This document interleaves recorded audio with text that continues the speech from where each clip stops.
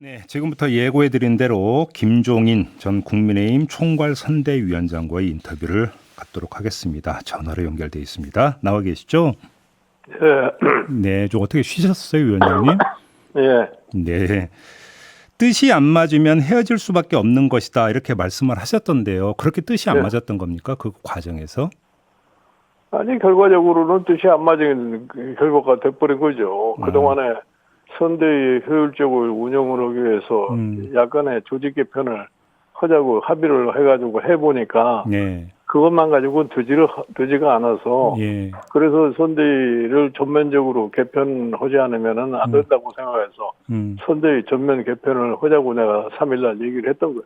예. 근데 아무튼 그 윤석열 후보 쪽에서는 왜 후보와 상의도 없이 그것을 그 일방적으로 이렇게 추진하고 그러니까 공개했느냐 이 문제를 제기하던데 어떤 말씀 주시겠어요? 아니 뭐 후보가 상위 내가 선거 총괄 선대위원장으로서 네. 조직 자체가 제대로 기능을 발휘하지 않고 이걸 저지르지 않을 것 같으면 이게 시간만 끌리지 해결이 되질 않아요. 예. 그래서 일단 내가 조직을 개편해야 되겠다고 얘기를 했던 거라고요. 예. 조직이 지금 제대로 기능을 안 했다고 말씀을 하셨는데. 아니, 그러니까 사실은 그게 조직 개편이라는 것이 후보의 당선에 효율적으로 이제 움직이기 위해서 조직 개편을 하자고 했던 것이지. 그렇죠. 내가 예. 뭐 일방적으로 무슨 내가 무엇을 하고 싶어서 한 건 아니라고. 음흠. 근데 그게 상당히 오해 소지를 남긴 것 같은데, 예. 이제 그러므로 인해 가지고서 여러 가지 복잡한 생각을 하다가 보니까 서로 생각이 맞지가 않게 된 거죠. 그러니까 생각이 맞지 않으니까 같이 할 수 없다. 내가 그렇게 얘기를 한 거예요. 일부 보도에 따르면 그 이 본부장들이 있지 않습니까? 본부장들이 그러니까 위원장님이 총괄이시기 때문에 위원장님에게 보고를 해야 되는데 보고를 제대로 하지도 않고 뭐 대리인 보내거나 아니면 보고를 안 하는 경우도 있어요. 이런 보도가 있던데 사실입니까? 뭐 대부분 그렇게 된 거예요. 그러니까 내가 사실은 예. 이게 다 만들어 놓은 선대위에 내가 들어가게 된 거 아니에요. 네. 내가 이 선대위를 꾸밀 때 같이 참여를 하지 않고 선대위를 다 만들어 놓고 들어갔기 때문에 네. 그 조직 자체가 이게 융합이 돼가지고서 움직여지지 않는 거예요. 그렇기 때문에 사실은 이 선대위 조직이라는 것이 내가 처음부터 이렇게 방만한 조직을 가지고는 효율적인 선거운동을 할 수 없다고 내가 누차 얘기를 했는데 네. 결국 가서 이 방만한 선대위를 조직하다가 보니까 예. 조직 운영 자체의 효율이 떨어질 수밖에 없는 거죠. 근데 그러니까 지금까지 정책본부가 공약을 맡아가지고 하는데 공약이라는 것이 사실 매주 조금씩 잘 국민들에게 소개가 돼야 되는데 그 그렇죠. 자체도 돼서 움직이지 않는 그런 형편이 돼 있어요. 그래서 그러한 것들을 갖다가 제대로 움직이려고 할 것 같으면 네. 조직 자체가 좀 제대로 기능을 발휘할 수 있도록 재편성이 돼야 된다 하는 이런 의미에서 내가 조직 개편을 하자고 했던 거예요.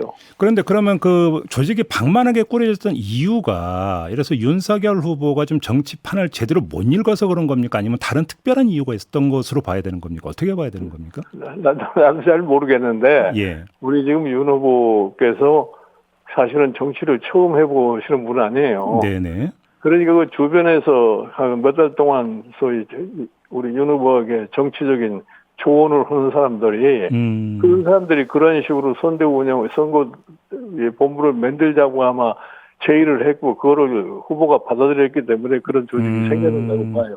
야, 그래요. 네. 알겠습니다. 자, 그러면 어제 이제 그 기자회견 뒤에 선대위 개편안이 나왔어요. 직능본부장, 정책본부장, 선대본부장, 사무총장 이 4명 필두로 운영이 된다라고 권영세 의원이 밝혔는데 이 개편 방향은 어떻게 평가하세요, 위원장님? 근데 비교적 좀 간편하게 만들어진 것 같아요. 네. 그러니까 지금 선거 총괄본부 지금 권영세 지금 사무총장이 겸직하고 있는 그 조직이 제대로의 기능을 갖다가 이제 할 수밖에 없는 거죠. 그런데 권영세 의원이 이제 그 총괄 본부장에다가 사무총장을 이제 겸임한다라는 고상인데 권영세 의원이 그러니까 쉽게 뭐 원탑 비슷할 것 같은데 제대로 이제 그 운영을 할 수 있다고 그렇게 전망을 하세요? 뭐 권영세 의원이 과거 2012년에 네. 대선 캠프에 상황실장도 했기 때문에 대선의 운영이 어떻게 된다는 걸 아마 다른 사람보다 많이 알고 있는 분이기 때문에 뭐 비교적 그 당내에서 인선하는 데는 최선의 선택을 했다고 봐요. 그러면 이 그림이 위원장님이 그 윤석열 후보에게 이제 제안했던 개편 그림하고 거의 비슷한 그림 아닙니까? 뭐 무슨 내가 생각하는 것도 원래 이 총괄본부를 하나 만들어 가지고 네. 거기에서 전반적인 후보의 소위 모든 일정도 조절을 하고 메시지도 전달을 하고 홍보도 관장하고 이제 그렇게 하려고 그랬던 건데 네. 그게 이번에 보니까 막 그런 형태를 갖다가 취한 것 같은데 모르겠어요. 앞으로 비서실 기능이 네. 그 정도 들어가느냐 안 들어가는지 모르겠습니다만은. 아. 네. 근데 지금 이 개편안이 거의 비슷한데 그러면 개편안은 받아들이면서 지금 위원장님하고는 결별을 선택한 거 이건 어떻게 이해를 해야 되는 겁니까? 그러면? 그거는 내가 알 리가 없죠. 후보 본인 스스로가 판단해서 그렇게 한 거니까. 알겠습니다. 그럼 아무튼 이제 선대위가 아니라 선대본으로 표현을 해야 될 것 같은데 이 네. 선대본 운영이 효율적으로 되느냐 안 되느냐는 비서실이 어떤 위치에서 어떻게 기능을 하느냐 이게 관건이라는 말씀이시죠? 그러니까 이제 비서실에 예를 들어서 이 선거 총괄본부가 일정과 메시지가 이렇게 제대로 나가야만이 이것이 유권자에게 제대로 맥힐 거 아니에요. 네. 그런데 이제 메시지 같은 것이 소위 비서실에서 자기네들 나름대로 따로 설정을 할 것 같으면은 그게 본질적으로 차질이 나올 수밖에 없게 되는 거죠. 그렇게 되는 거고요. 아무튼 그동안 지금 윤핵관으로 지목됐던 권성동, 윤한홍 의원이 어제 당직 사퇴를 선언했는데요. 이건 어떻게 평가하세요, 위원장님? 글쎄요, 뭐 그분들이 하도 밖에서 또 윤핵관이다, 뭐 너무 측근 이런 사람들에게 둘러싸여 있다 이렇게 얘기를 하니까 일단은 그 사람들이 다 현직에서는 물러난 상태를 갖다 보여줬던 것 같아요. 네, 지금 일단이라고 말씀해 주셨는데 그러면 그 직책이 없는 상태에서도 일정하게 윤 후보하고 긴밀히 결부될 수 있다. 이 점을 지금 경계하면서 하시는 말씀이십니까? 뭐 내가 보기에 뭐 밖에 있다고 그래서 영향력이 없어진 건 아니라고 하는 생각을 해요. 그러면 그게 더 문제가 되는 거 아닙니까? 그러면? 이제 그거는 앞으로 후보가 어떻게 그거를 잘 조정해 나가느냐에 달려 있을 거고. 근데 어제 윤석열 후보는 관련 기자 질문을 받았을 때 이거에 대해서 어떻게 대답을 했냐면 선대위 조직에서 이제 빠져나가면 뭐 이제 운영 상황이나 이런 것들을 잘 모르기 때문에 뭐 힘을 행사하려고도 하기가 힘들다 이런 취지로 답변을 주던데 이건 어떻게 평가하세요? 뭐 후보는 그렇게 답변할 수밖에 없는 거죠, 뭐. 알겠습니다. 어제 기자회견에서 윤석열 후보가 시간을 주면 변화된 윤석열의 모습을 보여주겠다 이렇게 다짐을 했는데요. 아니 그러니까 앞으로 이제 남은 2달 동안에 그 동안에 좀 잃어버린 지지도를 갖다 회복하려면은 우리 윤석열 후보가 어떻게 태도를 변화를 시켜야 된다고 하는 것을 본인 스스로가 잘 알 거예요. 그렇기 때문에 이제 그런 소리를 하지 않았나 이렇게 생각을. 그러면 지금 가장 시급하게 바꿔야 되는 태도가 뭐라고 보세요, 위원장님? 그러니까 이제 우리 윤석열 후보께서 지금까지 뭐 지방도 돌아다니고 뭐 연설도 하고 했는데 그런 과정에서 준비가 철저히 되지 않는 측면도 있고 또 그러고 사실 그 메시지 같은 것이 나가는 과정 속에서 좀 실수도 하는 경우도 있고 말이죠. 이제 그런 것이 앞으로 절대로 발생해서는 안 된다고 생각을 해요. 이 선거라는 게 실수 한번 하고 나면은 거기에서 오는 피해가 엄청나다고 하는 것을 갖다가 인식을 하고서 행동에 조심을 많이 해야 될 거라고 생각합니다. 지금 그 보도에 따르면 위원장님께서 선대위 개편 결심을 굳힌 결정적 계기로 조금 전에 메시지 관리를 여러 차례 강조하셨기 때문에 저거 이제 퍼뜩 떠오르는 기억에서 이제 질문 드리는 건데요. 그 결정적 계기가 윤석열 후보가 족발집에서 반값 임대료 프로젝트 발표하는 장면을 보고 이건 안 되겠다 이렇게 이제 결심을 했다는 보도가 있던데 맞습니까? 뭐 그것뿐이 아니에요. 지난번에 우리 윤석열 후보께서 무슨 3%라고 하는 프로그램에 나가셨었는데 그 프로그램 자체에 나갔을 적에 전혀 제대로 된 준비가 되지 않아 가지고서 그 프로그램이 끝내고 난 다음에 그 여론을 보면은 아주 좋지 않은 여론이 형성이 됐어요. 그러니까 그런 거를 제대로 뒷받침을 못 해주니까 그런 경우가 생기는 거예요. 그러면 그 3프로 TV 나갈 때 위원장님도 모르셨어요? 거기 나가는 걸? 나도 몰랐어요. 그 나가는 거를. 난 나간 것도 몰랐고 누가 준비하는 것도 몰랐고. 그러니까 그런 등등한 거를 갖다가 내가 지난 한 달 가까이 보면서 도저히 이런 식으로 가서는 안 되겠다 해서 내가 후보도 몇 번 의논을 해봐요. 이런 식으로 가서는 안 되겠다 말이야. 그러니까 본질적으로 변화를 가져와야 되겠다. 그래서 비서실과 지금 그때 있었던 종합 상황실에 하고 이거를 합치를 해가지고 종합 상황실에서 그걸 관리해야 되겠다고 했는데 네. 그걸 관리하려고 해도 그게 잘 안 돼요. 그러니까 근본적인 조직의 변화를 가져오지 않으면 안 되겠다 해가지고서 예. 이번에 조직 개편을 하자고 얘기했던 거예요. 어제 기자회견에서 윤석열 후보가 이전 입장과는 다르게 법정 토론 3분 갖고는 부족하다. 적극적으로 임하겠다는 취지로 답변 주던데 이건 네. 어떻게 평가하세요, 위원장님? 그러나 제가 그거는 교심을 잘하신 것 같아요. 네. 예, 토론을 갖다가 마치 상대방이 토론을 하자는데 피하는 것 같은 그런 인상을 주면은 예. 일반 국민이 인식하기에서 왜 이렇게 저 후보는 토론을 안 하려고 그러느냐 하는 이런 인상을 심어줄 것 같으면 별로 좋은 결과가 그렇게. 나올지 못하죠.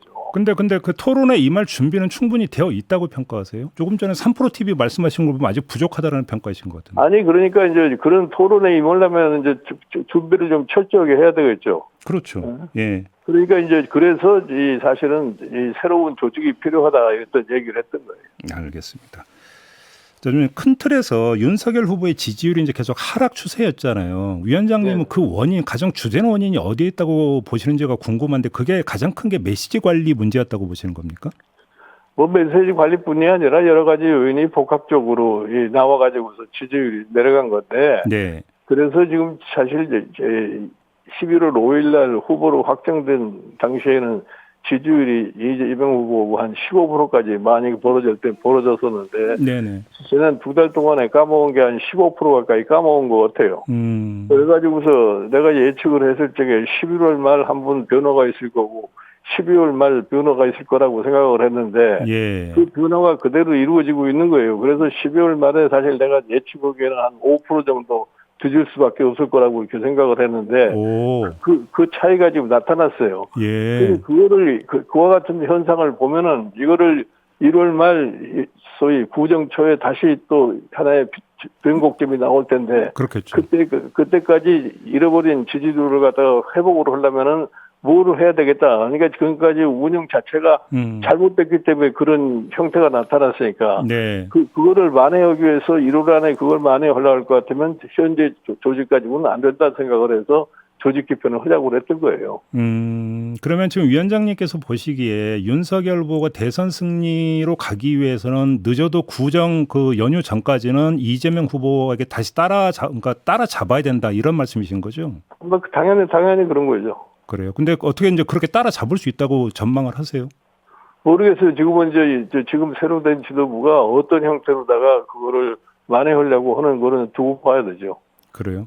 근데 오히려 지금 위원장님과의 결별이 그 지지율 하락에 더 하는 원인으로 추가되는 거 아닙니까? 그야 모르겠어요. 그거는 아직은 내가 얘기할 수 없다. 알겠습니다. 어제 기자회견 보니까 윤석열 후보 이제 그 이야기했던 걸 쭉 맥락을 보니까 2030의 이탈을 지지율 하락의 큰 원인으로 보는 것 같은데 이건 어떻게 평가하세요? 사실 그건 실질적으로 지금 2030이 많이 이탈을 했어요. 네. 사실은 윤석열 후보가 검찰총장 그만두고 나서 지지도가 당에 입당하기 전까지는 상당 수준까지 올라갔었는데 네. 그때만 하더라도 2030이나 중도층의 윤석열 지지도가 상당히 높았는데 네. 당에 들어감으로 인해 가지고서 그 2030 이 젊은 층이 좀 빠져나가고 중도도 좀 빠져나가고 이런 현상을 지금 보였던 거예요. 예. 그런데 이제 최근에 2030이 특히 빠진 거는 지금 이준석 당 대표와의 어느 갈등 등 이런 등등이 보이기 때문에 2030이 지금 빠져나와 가지고서 사실 안철수 후보 쪽으로 간 것 같아요. 이제 그게 일부는 안철수 쪽으로 갔고 일부는 이재명 쪽으로도 가고 했는데 이걸 갖다가 하여튼 1월 달 사이에 다시 윤석열 지지층으로다가 끌어오는 부단의 노력을 나는 해야 된다고 봐요. 근데 과정에서 예를 들어서 이수정 교수나 그 신지혜 씨나 뭐 김민정 교수 영입 과정에서도 이런저런 이야기가 많이 있었는데 이런 게 이른바 이대남 이대녀 젠더 갈등을 오히려 촉발하면서 지지율을 깎아먹는 요인이 된 거 아니냐는 분석도 있던데 그러니까 공감하세요, 위원장님? 그러니까 사람을 영입하면 무조건 숫자만 영입한다고 생각하지 말고 어떤 사람을 영입을 했을 적에 잃는 것과 얻는 것을 다 비교를 해가면서 해야 되는데 막연하게 사람을 영입을 하다가 보니까 그 부작용이 더 크게 나타나는 것 현상을 초래한 겁니다. 그러면 이런 분들 영입할 때도 위원장님하고 상의가 없었습니까? 나는 전혀 모르고 다 들어온 사람들이. 아, 이 세 사람 모두? 예. 그러니까 사실은 내가 총괄 선대위원장이라고 명칭만 해놓고 네. 이 당의 인사 이런 게 전혀 나한테 전달이 안 돼요. 어허. 거의 보고가 이루어지를 않은 거네요. 그러면 과정에서. 네. 알겠습니다. 지지율 하락 이야기 때문에 이것도 마저 여쭤봐야 될 것 같은데 김건희 리스크는 어떻게 평가하세요, 위원장님? 누구요? 김건희 씨 리스크요. 부인 김건희 씨. 아, 예.